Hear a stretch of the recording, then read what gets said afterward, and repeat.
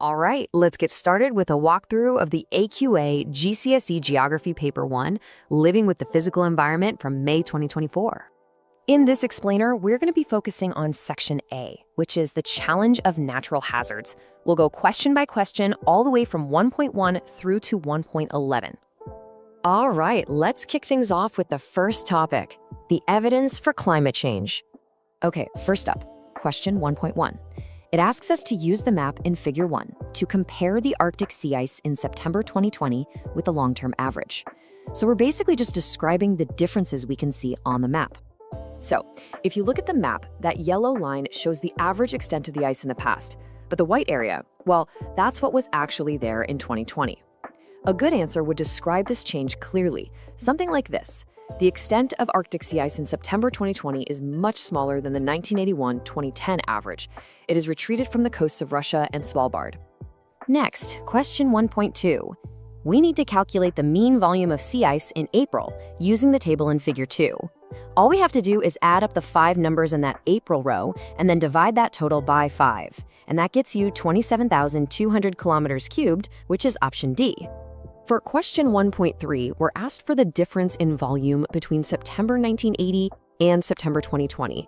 This one's a pretty straightforward subtraction. We take the 1980 value, which is 16,300, and subtract the 2020 value, 4,400. That gives us 11,900 kilometers cubed. Moving on to question 1.4. This question is all about connecting the dots. How exactly does shrinking sea ice prove that our climate is changing? So, to get the marks here, you need to clearly explain that link between melting ice and rising temperatures. A solid answer would say something like this. The reduction in sea ice is evidence that global temperatures are increasing.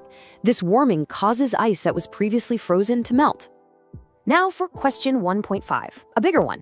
The statement is, international agreements are essential for managing climate change. We have to decide if we agree, and then explain why, using both the poster in Figure 3 and our own understanding. A good way to approach this is to pull evidence right from the poster to support your view. For example, you could start with, I agree that international agreements are essential. Then you back it up. As Figure 3 states, urgent climate action by all countries is needed because carbon emissions are a global problem that one country can't solve alone. Okay, let's shift gears now and move on to the next topic, tectonic hazards. Question 1.6 is asking us to look at the map in Figure 4 and just name the type of plate margin that's shown at location X. Yeah, you can see from the arrows there that the Nazca Plate is moving towards and sliding under the South American plate. This is a classic destructive or convergent plate margin. Okay, for question 1.7, we need to pick the statement that correctly describes what's happening at X.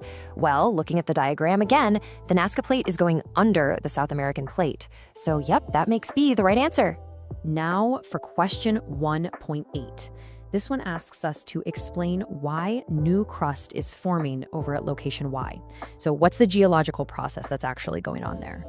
Well, you can see from the arrows on the diagram that the plates at Y are moving apart. An answer would explain that as the plates move apart, magma from the mantle rises up, then it cools and solidifies to form new crust.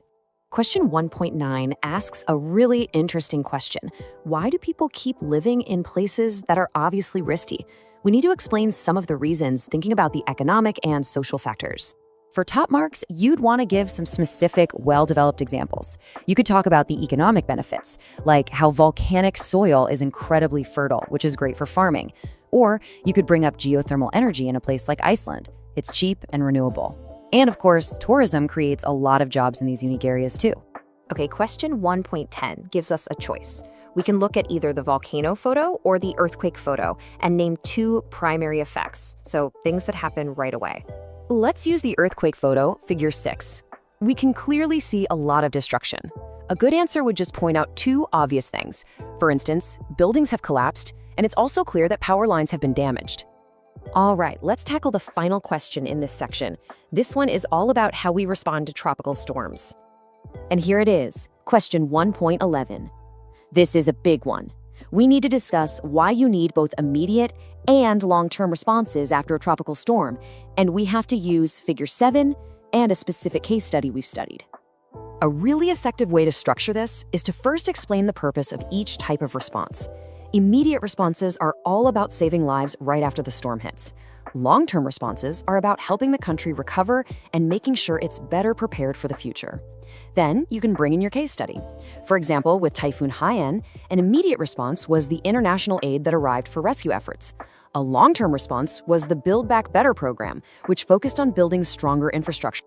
For this last question, a common mistake is to describe the effects of the storm instead of the responses. It's also important to name a specific storm, as the question asks for an example you have studied. If this walkthrough helped things feel clearer, that's exam technique clicking into place. The Paper 1 guide takes this further with a written, question-by-question breakdown of the same real exam paper. It shows full model answers, where marks come from, and the mistakes that cost grades. For extra clarity and confidence, scan the QR code. And if this helped, like, comment, and subscribe, you're doing the right things.